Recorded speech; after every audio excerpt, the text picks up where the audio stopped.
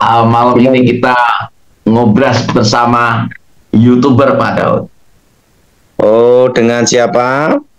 Ini saya tampilkan sama John Pregador dan dari Khotbah Populer Pak Daud. Iya, mana nih John Pregador? Shalom Pak Daud, shalom. Shalom ini John. Gimana nih kabarnya? Luar biasa Pak, bagus, baik. Oke. Ayo, kita akan ngobrol bersama-sama nih ya. Iya. Yang Khotbah Populer mana? Shalom, Pak Daud. Oh iya. Wah, ini ganteng-ganteng semua nih, tampan-tampan semua. Yang paling tua saya, Jonas. Pak Daud yang paling muda. Aduh. Iya, oke Jonas. Sekarang kita mau tanya jawab apa Jonas? Ya. Apa yang mau ditanyakan John sama Khotbah Mungkin Populer? dari John Pregador atau dari Khotbah Populer. Wah, ini kesempatan baru pertama kali ya sumber sama Pak Daud Tony ya. Dari John Pregador dulu Pak. Iya. Dan ini Zoom pertama kali ya sama Pak Daud ya. Zoom pertama kali itu dengan Pak Thomas. Oh, Saya pernah diskusi, bukan diskusi, minta izin sama beliau untuk mengupload videonya ke YouTube. Beliau murah hati sekali, silahkan. Nggak maksudnya live sekarang seperti ini. Sekarang kemarin di Bali ingin ketemu sama Pak Daud secara langsung sebenarnya. Tapi hanya bertemu dengan Pastor Jonas saja. Itu pun puji Tuhan, tidak apa-apa. Sekarang saya bisa ketemu langsung. Oke. Mau tanya apa John? Sebenarnya banyak pertanyaan Pak. Kalau saya lihat di kolom komentar di YouTube kami, itu banyak sekali pertanyaan-pertanyaan ya perihal tentang penglihatan, lebih-lebih kepada memang pelayanan okultisme ini Pak. Karena Bapak memang bidangnya di sana. Nah, apa yang ditanyakan John? Yang banyak yang tanya tentang apa? Tentang saya tinggal di Bali, banyak juga pengalaman dari audiens menanyakan tentang dia ketika orang tuanya jadi kepala desa, anaknya tiba-tiba ngedrop, kemudian tidak bisa berdiri maupun ke sekolah tidak bisa. Dipertanyakan deh, kenapa setelah jadi ayahnya dari kepala desa, tetapi kok anaknya tiba-tiba tidak bisa berjalan, tidak bisa lagi beraktivitas, hanya tidur saja di rumah. Ini kan secara medis bingung menjawab. Kira-kira bagaimana kita memberi jawab seperti itu Pak, kalaupun kita lihat di dalam dunia mistik ini Pak. Itu dulu Pak, satu. Jadi gini, kalau itu serangan kuasa gelap, yang dipertanyakan satu dulu, ada ledakan tidak di atap rumah? Kalau ada ledakan di atap rumah, tetapi tidak ada benda jatuh, berarti itu kiriman ilmu santet atau leak, kalau Bali leak. Iya. Tapi kalau tidak ada ledakan, berarti itu sakit fisik. Oke, saya lanjut Pak. Jadi orang tuanya ini memang menggunakan untuk memenangkan pemilihan ini, dia menggunakan lah istilahnya, dia minta bantuan kepada paranormal supaya menang dalam kompetisi kepala desa. Tapi setelah menang, malah bukan kena orang tua tapi anaknya yang kena. Kok bisa anaknya yang kena? Padahal anaknya tidak ada ikutan. Bisa terjadi. Karena yang lemah tuh biasa kena duluan. Oh. Tapi kelemahan ilmu santet itu ada John, yaitu kalau kita suka tertawa tidak bisa kena. Hati yang gembira adalah obat. Amin. Kedua, jangan ada kecewa akar dendam aja. Pasti lolos. Nah, saya pernah nangani kasus di Bali, wakil bupati John. Ya. Itu dikirim ilmu hitam, ilmu leak juga. Nah, dia bukan Kristen. Nah, saya ajarkan dia supaya doa darah Yesus itu aja. Oke. Dan sembuh. Tapi kuncinya saya beritahu darah Yesus dan suka tertawa, hati gembira. Tapi jangan ketawa sendiri ya John ya, itu namanya orang gila. Ya Pak. Oke. Lanjut Jonas. Apa lagi John? Ini dulu khotbah populer dulu Pak. Oke, gimana nih? Siapa namanya nih? Shalom Pak Daud. Iya, ya, mau tanya apa coba? Ya, saya penggemar Bapak dari 2020. Wah, siapa namanya nih? Saya namanya Ronald Pak. Wah, ganteng juga Ronald ini. Mau tanya apa Ronald? Coba saya dengar. Saya Saya jawab. pertanyaannya untuk pribadi aja Pak. Kira-kira saya sudah lepas dari kutu atau tidak Pak? Oh, sudah lepas. Sudah lepas. Yang belum dompetnya yang masih kosong. Puji Tuhan, terima kasih Pak. Ya, jadi yang penting hidup ini tuh dinikmati, happy aja. Siap Pak. Jadi nanti Jonas ada program 1 bulan sekali John sama Ronald untuk bertatap muka gini untuk pertanyaan-pertanyaan netizen. Siap. Ya, setuju Pak. Karena banyak siap, Pak. sekali itu program yang bagus karena banyak sekali mungkin pengalaman atau hal-hal yang dialami oleh netizen-netizen yang belum bisa nyampe mungkin ke Pak Daud itu dari John MacArthur maupun dari khotbah. 20 tahun lebih yang lalu saya itu pernah khotbah di Bali, itu dikirimi Lea itu Jonas. Itu waktu khotbah ya? Waktu khotbah. Waktu itu kepala kayak bola api sebesar kepala manusia itu terbang. Makanya kita nih kalau ada serangan atau mau khotbah atau pelayanan, doa dulu darah Yesus sucikan tubuh jiwa roh, darah Yesus bentengi. Iya. Percaya pasti Tuhan tolong dan Tuhan bela. Amin.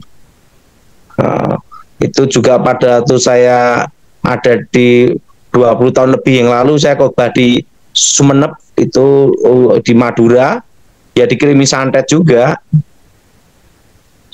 Makanya kita ini harus setiap hari doa bentengi dengan darah Yesus, sucikan tubuh jiwa roh di dalam nama Yesus gitu. Ya, setuju Pak. Kita perlindungan dan benteng. Karena kita ini pasti ada celah dosa gitu loh. Ya. Makanya darah Yesus bentengi, darah Yesus lindungi di dalam nama Tuhan Yesus.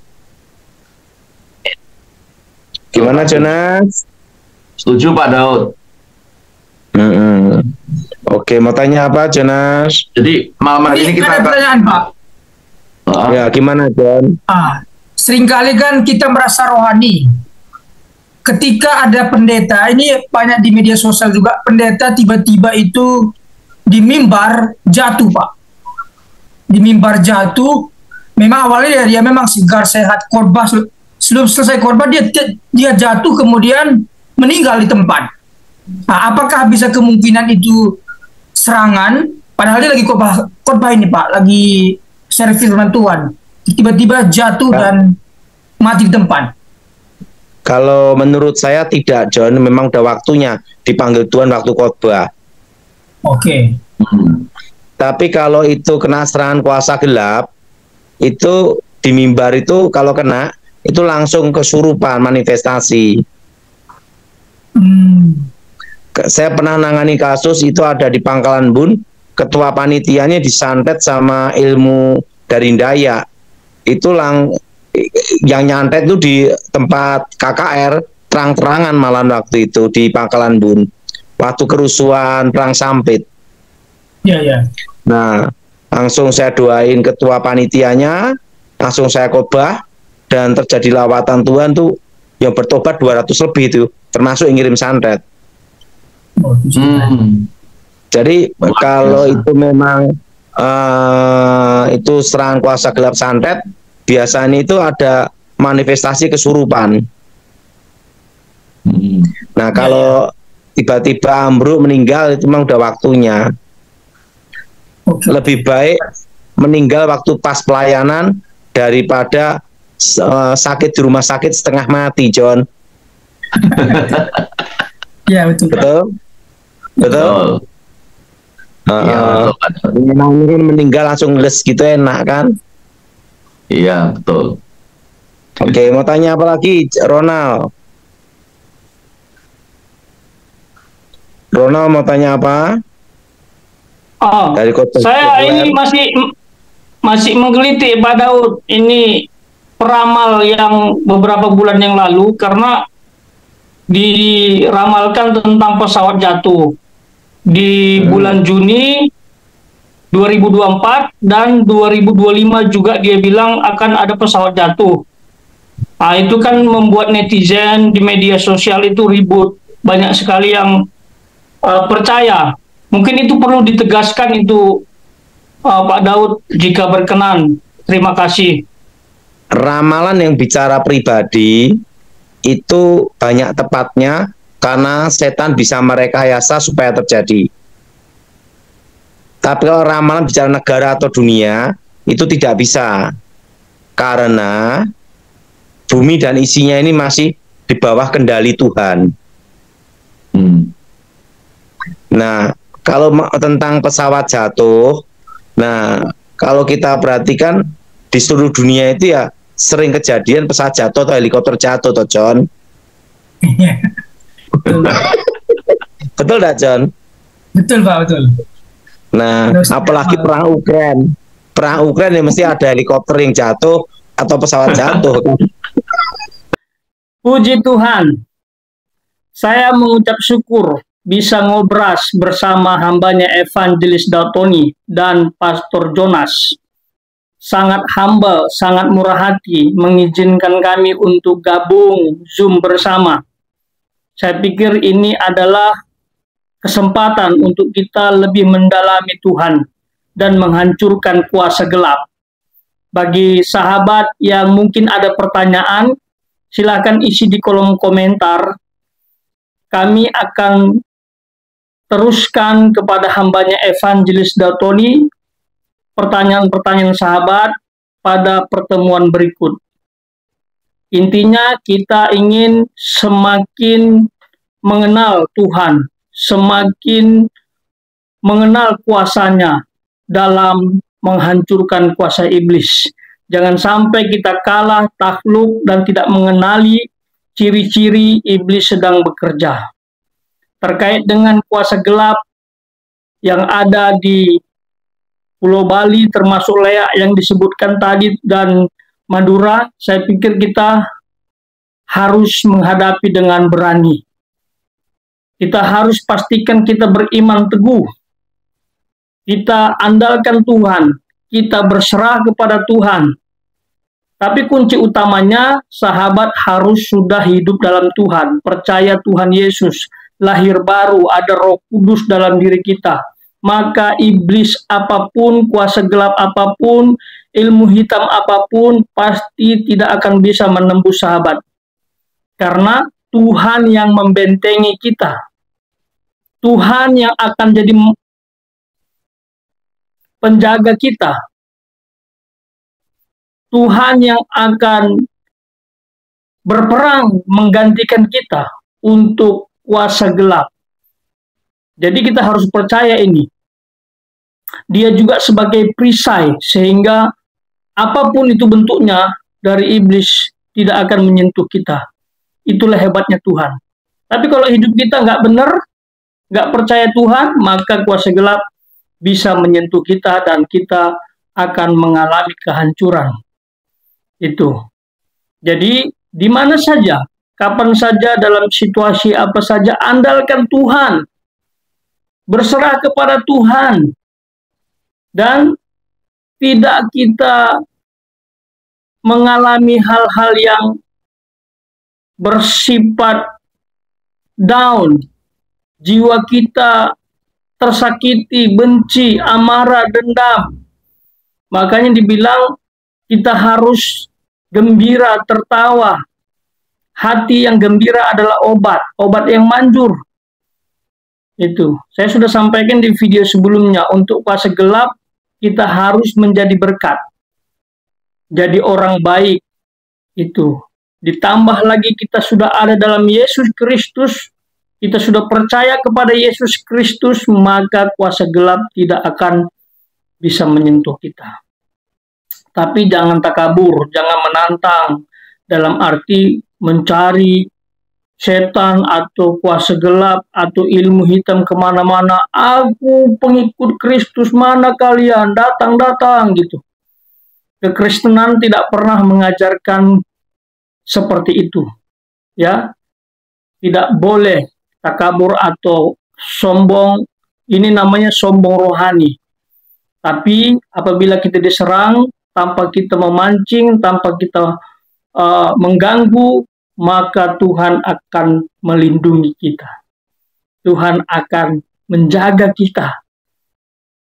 Jadi permuliakan Tuhan, layani Tuhan. Pasti kita akan hidup dalam berkat Tuhan yang bergelimang. Itu, saya percaya itu. Kita pasti hidup dalam berkat Tuhan yang luar biasa. Apabila kita diberkati, maka orang-orang sekitar kita pun diberkati. Tuh. Andalkan Tuhan saja, berserah kepada Tuhan saja. Dan tidak boleh kombinasi. Ini banyak kesalahan orang-orang percaya. Dia datang ke Tuhan, ibadah gereja minggu, tetapi Senin sampai Sabtu kadang-kadang dia bingung untuk cari solusi. Dan akhirnya dia dengarkan nasihat tetangganya atau siapa saja yang mengarahkan datang kepada paranormal sebagai alternatif. Kalau Anda andalkan Tuhan saja. Ya, jangan libatkan kuasa gelap atau paranormal. Ini namanya pencampuran yang Tuhan tidak suka. Itu. Nantikan jawaban Tuhan, nantikan pertolongan Tuhan. Saya percaya apabila kita berdoa dan berserah, pasti indah pada waktunya Tuhan akan menjawab doa kita. Karena Tuhan kan jawabannya ada 3. Ya, jikalau doa kita sesuai dengan kehendaknya dan sudah tepat waktunya, maka dia kabulkan. Kadang dia bilang tunggu, mungkin doa kita belum tepat untuk dikabulkan. Hanya Tuhan yang tahu mengapa tidak tepat. Lalu yang ketiga tidak. Nah, mungkin doa kita tidak berkenan atau tidak sesuai dengan kehendaknya dan mungkin bisa mencelakakan kita. Jadi sabar saja. Kita tidak bisa memaksa Tuhan kan? Tapi yang jelas, untuk kuasa gelap, kalau kita andalkan nama Yesus, dengan darah Yesus, demi nama Yesus kita doa, pasti Tuhan akan menjadi perisai.